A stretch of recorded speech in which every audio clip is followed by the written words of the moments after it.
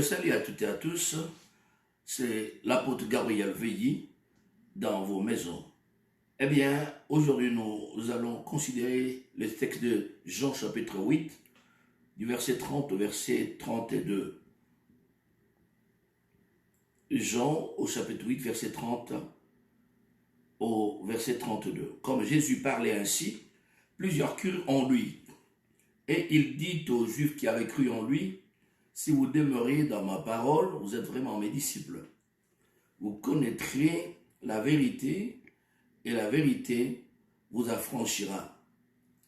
Amen. Eh bien, nous allons faire une méditation autour de ces trois versets. Jésus parlait, en parlant de ces paroles, sont sortis des effets et qui ont produit la foi dans le cœur de ses auditeurs, qui n'étaient rien d'autre que des Juifs, ceux de sa nation. La Bible dit, plusieurs crurent en lui. Et il dit aux Juifs qui avaient cru. Donc, les croyants en Christ et Jésus sont ceux à qui Jésus s'adresse maintenant. C'était des Juifs qui ne croyaient pas. Après l'avoir entendu, ils ont cru. Et à ceux-là qui ont cru, il dit ceci, si vous demeurez dans ma parole, vous êtes vraiment mes disciples. Suivez avec attention, il s'adresse aux croyants. Si vous demeurez dans ma parole, vous êtes vraiment mes disciples. Eh bien, comprenez par là que tout croyant, toute personne qui a cru, n'est pas forcément disciple.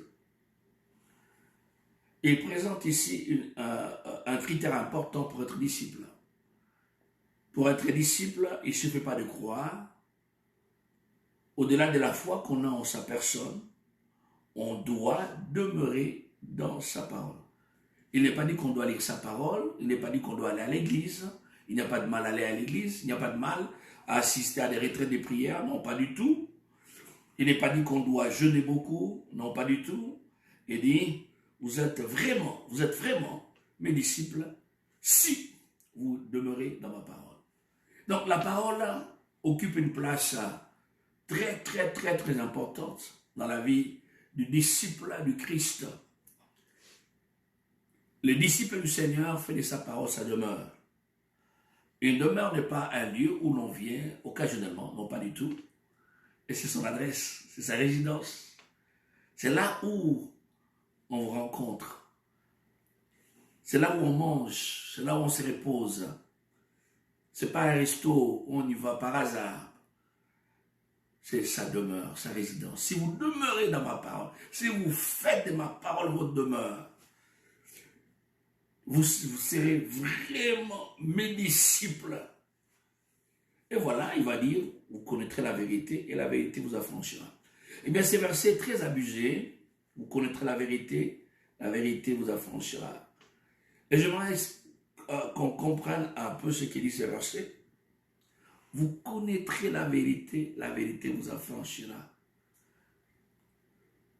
Jésus n'a jamais dit la prière affranchie. Il n'a jamais dit que le jeûne affranchit. Je sais qu'une fois il a dit ce type de démon ne sort que par la prière avec jeûne. Mais la parole de l'affranchissement, le vrai affranchissement vient de la parole de Dieu, la vérité de sa parole, la parole de la vérité. Vous connaîtrez la vérité et la vérité vous affranchira. La vérité affranchit, la vérité libère, la vérité délivre. Et la vérité ne délivre que seulement lorsqu'elle est connue. Une vérité qu'on ignore n'opère pas, n'agit pas, ne fonctionne pas. Elle devient opérationnelle dès l'instant où on la connaît. Et quand on la connaît, à ce moment, elle commence à agir. Mais en parlant de connaître la vérité, Jésus ne parle pas d'une connaissance intellectuelle cérébrale, il parle de la connaissance du cœur. Vous connaîtrez la vérité par ces versets, par ces mots, Jésus veut dire, vous serez intime avec la vérité.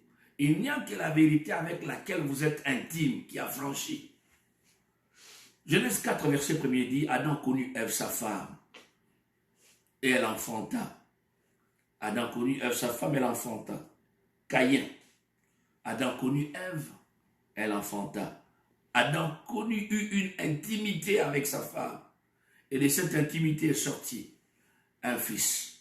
Et l'intimité que le croyant, le disciple a avec la vérité, cette intimité produit, engendre quoi? La délivrance. Si vous devenez intime avec la vérité de la prospérité, cela va vous affranchir de la pauvreté. Si vous devenez intime avec la vérité de la guérison, vous serez affranchi de maladies. Si vous devenez intime avec la vérité de la libération, vous serez affranchi des démons des esprits impurs. Mais vous devez demeurer dans la parole. C'est de cette manière qu'on devient intime avec la vérité. C'est de cette manière qu'on connaît la vérité. Ce n'est pas une lecture, non, ce n'est pas juste une simple étude, mais être intime avec la parole.